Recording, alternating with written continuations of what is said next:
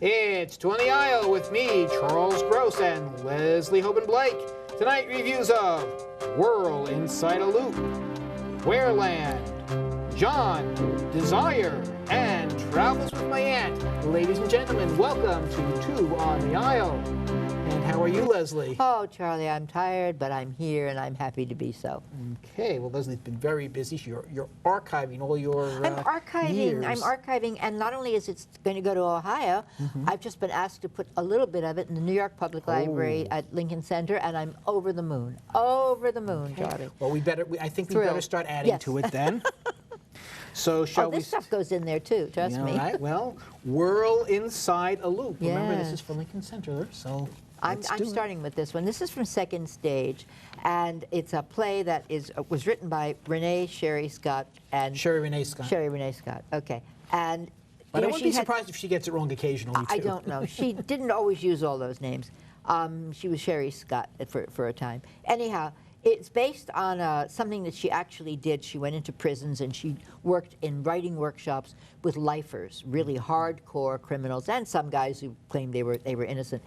And the thing that kept running through my mind as I watched it was, oh, this is wonderful. The giving of this, and I mean, she's a very attractive woman, so it could have been dangerous, or she might have thought it might be dangerous, and instead friendships and bonds develop, and all that's marvelous until you get to the middle part of the play, and then you realize that it's a play within a play, and she's planning to, maybe not when she starts, but certainly by the middle of the workshop, to put this together in some way that she can show to somebody else. Well, once she does that, it becomes a commercial, what's the word I'm looking for? Commercial something, that it would actually go out into the world. Pardon? Promotion?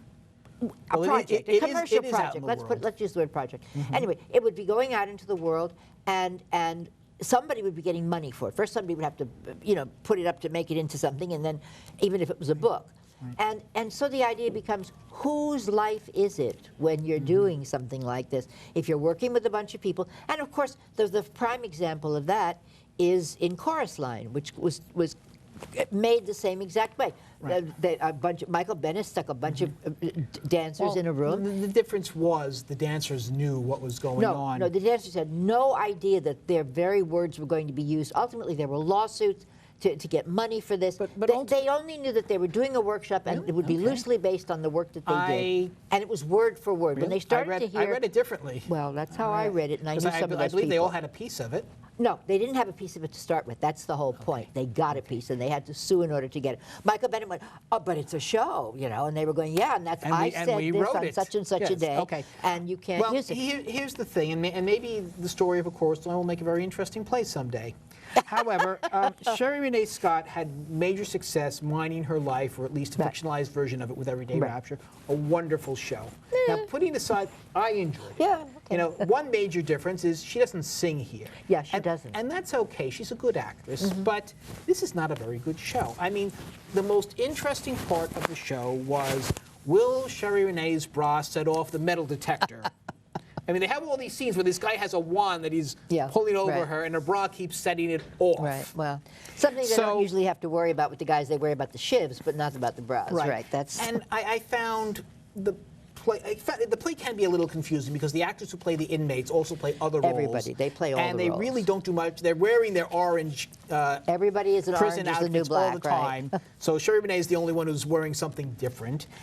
The scenes where they, do their pieces, I found them very boring and not at all interesting. I thought some actors did better with them, but we've seen it before. I kept thinking of Exonerated, which was real testimony as well, but it was people who were innocent and unjustly, and so there was an extra special thing there. These were just guys who, hey, I screwed up in my life, and this is what happened. And, some of them are murderers in there.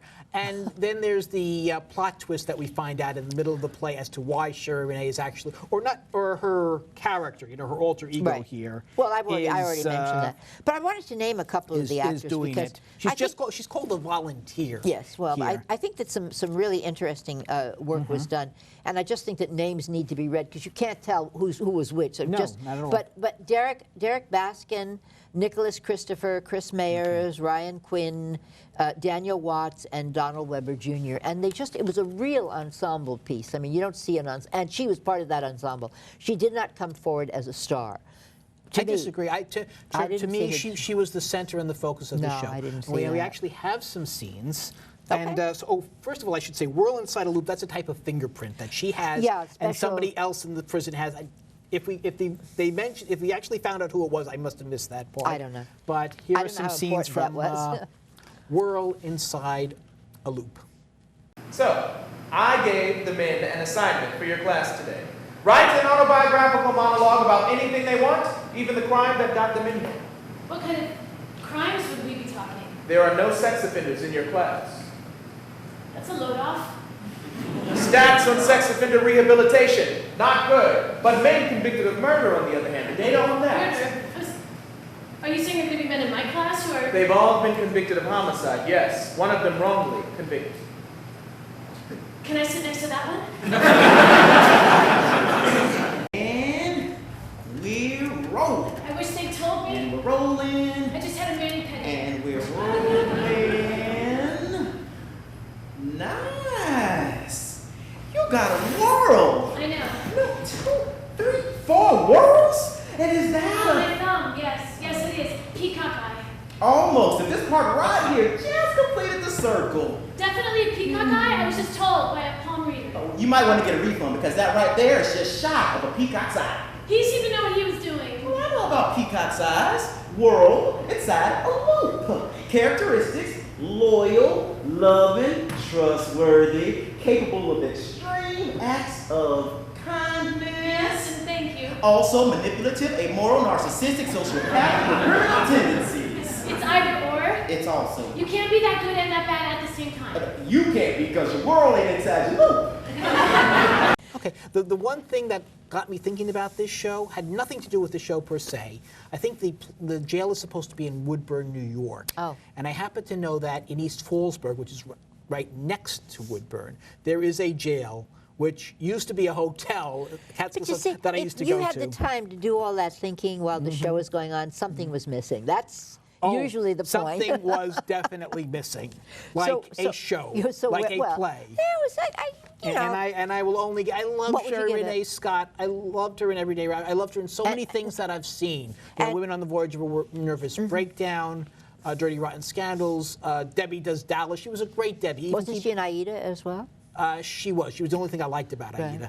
I think you're right. I think she's the only But thing I liked. did not like this, and I will only give this 2 playbills. Oh, really? I would give it 2.5 because I think the actors worked very hard, and I think Michael Mayer did what he could with it. There just wasn't anything there. I think you're right. There was no I there. think it needed more than Sherry Renee's bra. What can I tell Well, you? there you go. Well, All if we'd right. seen her brow, it might have been more exciting. We didn't get to see it, you know. Go ahead. All right. Well, you brought that up. I'll didn't. hold this up while you talk, okay? Would Well, you- this camera? is Okay. Travels with My Aunt. This is by Graham Greene, adopted by Giles Havigal. This is, imagine if Patrick Dennis was a middle-aged retiree when Auntie Mame first showed up. Okay. First showed up on his doorstep Okay. instead of him showing Being up a on her little doorstep. boy, and yes, instead of growing up with her, And that is essentially it. This is what is interesting about this place. You have 4 actors, and they all are dressed alike. And they're all dressed as if they're in a Magritte painting. They all wear little derbies. Right. They stand very still. They're against a They're- blue well, they're background, very- not they're unlike very ours. British. Filled with clouds. That's how it Right. opens, and you go, oh, And- Magritte's come to life. Go ahead, I'm sorry. All right, I didn't quite see it that way. I saw these very properly British men. And the interesting thing is all 4 of them play Henry. Yeah. Who Who's is the main who is the character. main character? And excuse me, oh yes, 4 of them do. There's one who really he doesn't doesn't get play. to do very well. Yeah. Apparently he does. He plays the surprise character. and they'll switch in and out Right. of doing it. And at his mother's funeral, his Aunt Augusta, who he has not seen, he's never actually met, shows up and wants to take him on an adventure. This is a guy who never goes anywhere. Very quiet, very almost closeted in his whole thrill life. in life is his books, his gardening. He was a bank clerk, never any excitement. All of a sudden. And he's played in the beginning by Thomas J. Ryan, who then becomes Aunt Augusta. Right. And predominantly plays Aunt Augusta Well, from then on in. only one of them plays Aunt Augusta. That's Thomas Ryan. Right. That's what I'm talking And about. but what the interesting thing is the character of Henry will switch from one actor to the Yes. other. Like one will do one line, one will do another line. But rather than being large and drag queeny about it, Ryan uses a very soft voice, but very gentle motions, and it became to me almost soporific. The whole piece began to flow and ebb with that kind of quietness, and we both dozed off at a certain point. Now, I remember loving this play years ago when I saw it downtown. With Jim Dale, With Jim and I Dale. think it was Brian Murray. Brian Murray, yes. A fantastic cast. Two fantastic actors. I think Out Dale, of four, Dale there were played still the four, yes. yeah.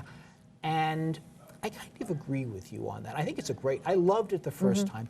I liked it the second time. And it's just interesting because the guy finds himself. I was looking forward to it because I liked it so much the first time. Exactly. I was really happy so to we go both back came and in see with it very again. happy, Right, with very high expectations. Yeah. And unfairly, perhaps, but we did. I don't think so. You see a good production of it. Loved the set. Thought the set was charming. It was a bunch of boxes, and when they turned around, there'd be projections on the box. Yes. So when they go to Portugal, you see Portugal, or when they go to Brazil. John Silverstein directed it. The set design is Stephen Kemp. It is clever as far as the scenery is concerned. The direction is good. Yeah. The production is all right. You don't have a Brian Murray and a Jim Dale here. But you do have Tom Ryan, and I think he was told to hold it in, maybe. Perhaps. Although I've never seen him be big. He's a quiet kind of actor. Well, and but Aunt Augusta is very big. I So mean, after Henry a finds while, himself going to Argentina. Yeah. Tracking down a Nazi war criminal who his aunt is in love with. Exactly, and after a while, that coy, quiet hand on chest thing does get you. This is the Keene Company. I want to say Jonathan Silverstein took it over when Carl Fordman left to work in a university, possibly North Dakota, but I may be wrong about that. And so he's done some good work here with the company. It's a great company. They do interesting projects. This is an interesting project. I don't think this is a winner. I just think it was it's okay.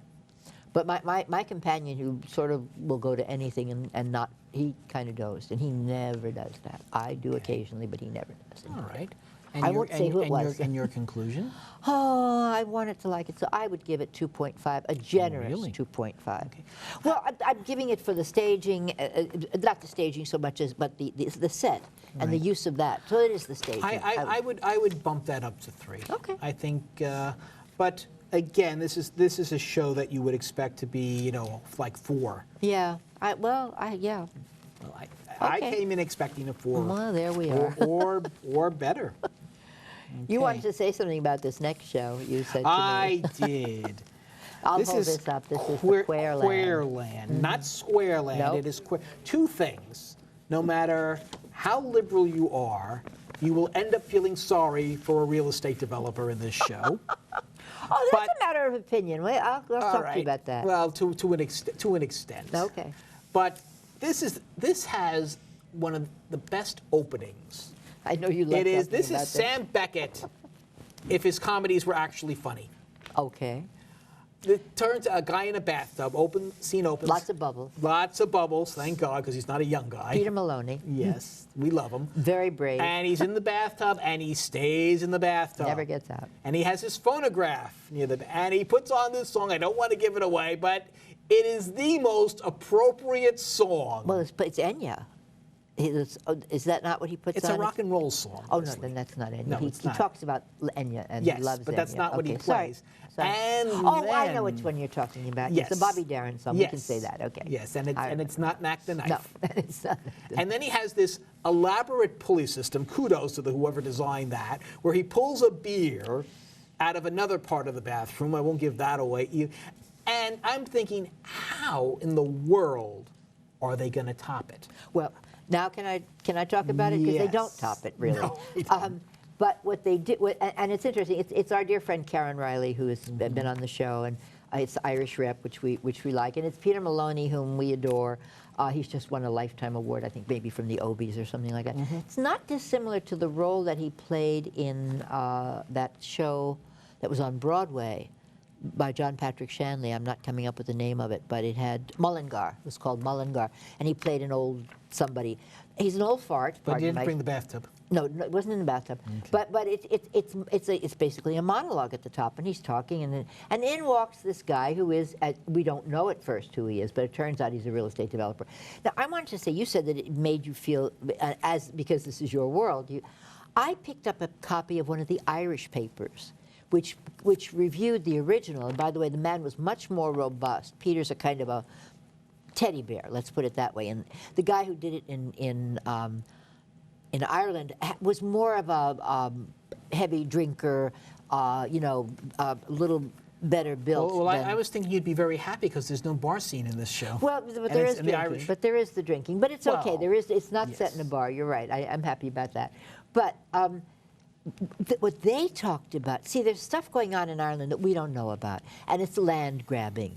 So this, to them, was a takeoff on the land grabbing, and they didn't like the possibility that this was not an evil guy coming to get the land. He was willing to give a fair price for it, supposedly. Yes. And then our dear friend Peter in the tub says, I'll take, I don't know, $3 million, which is obviously way over. Well, we should say this is a plot of land he didn't even know he had. He didn't know he had, right? It was left to him in a will. By a friend. Although, interestingly, it's established that he doesn't take in his mail. Right. But the fact that they find a letter relevant that had to be sitting there for 20 years so quickly, that stretches the imagination He doesn't take in his mail. Evidently, this is the first bath he's taken in several weeks, if not months. So it's a big deal. But anyway, which explains why he's taking so long to do it. It's a two-character play. Yes. It's will he give up the land? Won't he give up the land? And what will it take? And what will it take? And one of the critics, or will he even sit? Or will he even talk about it? He's talking about everything. Well, he talks and talks and talks and Yes. talks. And one of the critics said he'd never been in a theater before where he wanted to kill the person on stage within the first 20 minutes. That was his whole. Yeah. Interestingly, that does factor in, but I'm not going to say anything about that. Yes. And then another critic said something about your thing about the beer, said he didn't think he was ever going to drink beer out of a bottle again because of where the beer had been kept. So those are two really interesting, quirky is the word, I think. But the rest of the play is not that quirky. You really do want to hit the guy over the head with a bottle of beer at one point. Yes. And then you go, well, wait a minute, this guy is trying to take this from him, and he's canny. The guy in the bath is canny. He's not going to give it up. But then he's not going to give it up at all. He really doesn't care. He's jerking this guy around. But, it's of no use to him. Well, that's the point. He didn't know he had it, and he doesn't need it, and doesn't want it. He really has nothing he can do with it. Right. He's not going to get a better offer. Right. So anyway, that's. But it did capture my interest, and I loved the ending. I have to say, I knew something was going to happen. It's the old, you can't put a gun on the stage and not use it. But I didn't think that was quite the way it was going to happen. You know? I was not surprised. Yes, when but it happened. I was surprised about the way they did it. A little disappointed, perhaps, You but thought not it wasn't surprised. good? I don't know. The ending felt like a bit of a cop-out. Maybe because it was, I wouldn't be surprised if he... Yes, well, we all expected something. And the little house itself was on a revolve. And it looked like something out of Al Cap's cartoons for Little Abner. Didn't it? It was just this little teeny tiny quirky falling over a house. It wasn't like a real house. It didn't seem any bigger than the bathroom that was inside. I can certainly see an Al Cap character in a bathtub having not... Yeah. And it was off. It was leaning over to one side. Anyway, so it had its. They made a musical on that. It was only 80 minutes long. Strip. It was a very long 80 minutes. I loved the Little Abner comic strip. Well, they made a musical out of it. I know. I loved it. I've never seen it. Oh, I have. I saw it. It was done at Encores, and I think I had the album. I inherited all my dad's albums, so I had the album and whatnot too. All right. So what are we doing with this? And by the way, we don't have B-roll, I think we just have photographs. But you can see it's kind of static. It's the two guys. They don't do anything really, Yes. When the one guy doesn't get out of the tub, there's not much for the other guy to do. Right. What would you give it? 3, I think. But you'd give it 3. Well, that's generous of you. I think it is, yes. I'd give it 2.75. I'm not in a generous mood. I've had a bad day, as you know.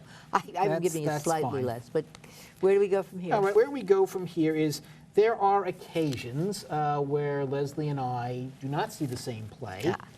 And so tonight is one of them. We each saw a separate play. I saw one called John, and the reason that I wanted to see this play was because an actress who I adore, Georgia Engel, is in it. And of course, we all know her from the Mary Tyler Moore Show, but probably less known is that she's a very experienced stage actress. She was also an incredible musical comedy actress. I saw her do a show with Donna McKechnie and Barbara Feldon, and there's this number that they each get up and sing a bar of, and you kind of expect Donna McKechnie to blow Barbara Feldon out of the water. No offense to Barbara Feldon, I loved her as 99, but you certainly didn't expect Georgia Engel to blow Donna McKechnie out of the water. This was some time ago. Right.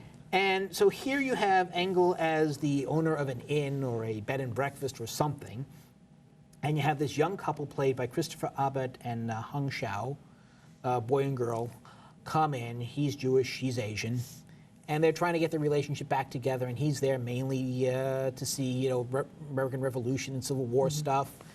And she freaks out because there's an American Girl doll just like hers, and she's sure that that doll wants to get her. Oh, goodness. So that gives you an idea of the play. Who's the playwright? Yeah, who is the playwright? I don't know if, yes, well, Sam Gold is the director, and Baker wrote the play. Oh, okay, well, right away you know that this is going to be quirky because they only do quirky stuff. Sam Gold, is, we need to talk about what he's going to do next. And well, quite frankly, the quirkiest part is when Engel's friend, played by Lois Smith, is on stage talking about her life. She's this blind woman, Love her. And she shows up at one point. The lights are all out, and we hear her in the dark and we didn't even, no one knew she was still in the room. And she talks about her life, and at that point, the play comes to life. The rest of the play is incredibly dull. Engel is wasted. I think Han Shu could be an Engel in Georgia Engel in training. Really? Well, she's kind of That's for that ditzy, quirky, slightly ditzy. Yeah. So an Asian Georgia Engel, or young Georgia Engel, whatever. And these are good performances. Lois Smith really just walks off with the show, and unfortunately, she's not really. I don't think we see her all that much, which is a shame. But I just thought the show. I don't want to say silly, but not overly interesting, not overly entertaining. Lois Smith was the young sister in Five Easy Pieces, Jack Nicholson's sister. So she went from, that kind of role with long hair to an older, heavy-set, her hair was still fairly long. White woman. Well, yeah, she kept it long, but white-haired woman. Right. And yet, inside of that, you still see that spirit is still there. She's been working nonstop. She's a journeyman actor, as they say. And she is wonderful in this. I'm glad to hear that. Unfortunately, she's the only thing. That Not is even Georgia? Not even Georgia, unless you really absolutely have to see Georgia Engel live. Well, it sounded like you did. That's why. Well, I was expecting her to be in a play that I would enjoy, and I would definitely go to see Georgia Engel. Yeah. But wouldn't recommend this play. Quick note on Sam Gold, who is you wouldn't recommend it. I'm sorry. I would only give it 2 playbills. Oh, okay. Quick note on Sam Gold. I'm so sorry for interrupting you with that. He is next year going to be directing Daniel Craig and David Oyelowo in Othello down at CSC. Ooh. Or maybe it won't be at CSC, but it will be off-Broadway. Because Daniel Craig said he didn't want to come back to Broadway. He wanted to go off-Broadway, and he'd be playing Iago. So, and Sam Gold has never directed Shakespeare in that kind of an arena before. So, ta-da! Going to be interesting. I think Daniel Craig. I've seen his appearances on Broadway. I haven't been overly impressed with them, but I would love to see him as Iago. We'll be talking about Clive Owen when we get. How do you think? Are they going to put feathers? Oh, different Iago. I'm sorry. I'm not going to put feathers on him. Okay.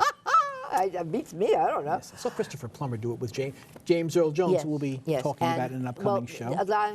We could do a whole show on Othello alone, but I my feelings about that. You're going to talk about Desire. Very quickly, I'm going to talk about Desire, which was done by the acting company, which has given us such actors, wonderful actors as Kevin Kline and Patti LuPone and Christopher Reeve, and I think Robin Williams was part of it. It's the Juilliard training school. Well, he and Christopher Reeve were roommates. And Robin dropped out, but he obviously didn't need this, to make his way.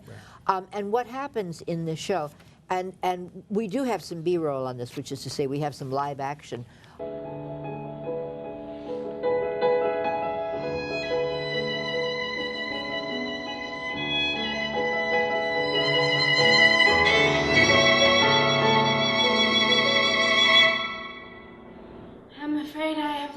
Aptitude or talent for music. Yes, you do. There are times that you play That melody surged beneath your fingers like birds out of a cage. Play with me. Play with me. The acting company, under Michael Wilson's direction, he did a lot of Horton Foote stuff, but Horton Foote did all that Orphan trilogy thing. Put together short stories, gave short stories to well-known playwrights and upcoming playwrights, and asked them to dramatize them. So among the playwrights, you have David Grimm, who did the play on Marlowe, and the Red Widow, which I loved and a lot of people hated, but that kind of stuff. And you have John Quare, and you have Beth Henley, who wrote Night Mother. Night Mother, was that Beth Henley? No, that was Marcia Norman. Miss Firecracker. Miss Firecracker, thank you. I knew I was wrong on that, thank you. Rebecca Gilman, who did one of those plays on racial discrimination in colleges.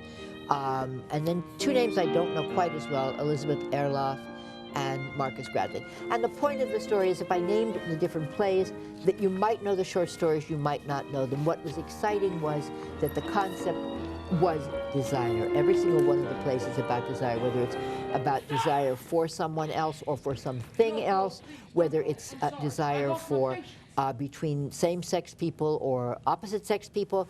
Each play had that quality. Or something that wasn't to people at all. Or something that wasn't to people at all. And sometimes it was a desire that was so strong that it made you implacable, you couldn't move, which is an interesting thing. I mean, there are those desires that absolutely freeze one in motion. So it was a lovely, lovely evening, very nicely done. It did something that I always think is important when you have multiple plays in the same playing area, that the various characters who were not in that play came out and set this one so that you didn't have to wait 20 minutes for a scene change, which is so annoying. So this moved, you know, like this, and you kept the flavor. And it was very Tennessee Williams. You really got the feeling that he would have.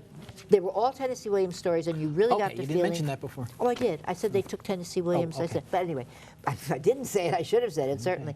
And I just wanted to say how beautifully it was done. And thank goodness for the acting company, because it is really the one American company that's been there nonstop from its beginning.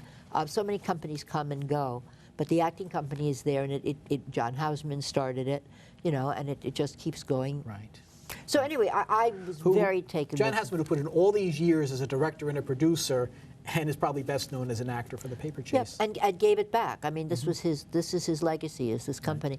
And I would give it, well, my highest mark of the evening, I would give it a 4.2. Wow. Okay. Really well done. I mean, Well, they were young actors. It's nice that one of us saw a play that we really enjoyed. Well, it was 6 plays or 8 plays. I forget how many. It was 6, I think. Okay. But anyway, the point being that, and each writer did something different, and they weren't all equally as good, but the acting was what I was looking at, and they were really good young actors coming up. There'll be people we should look for. Okay, and 4.2 it is. So, all right.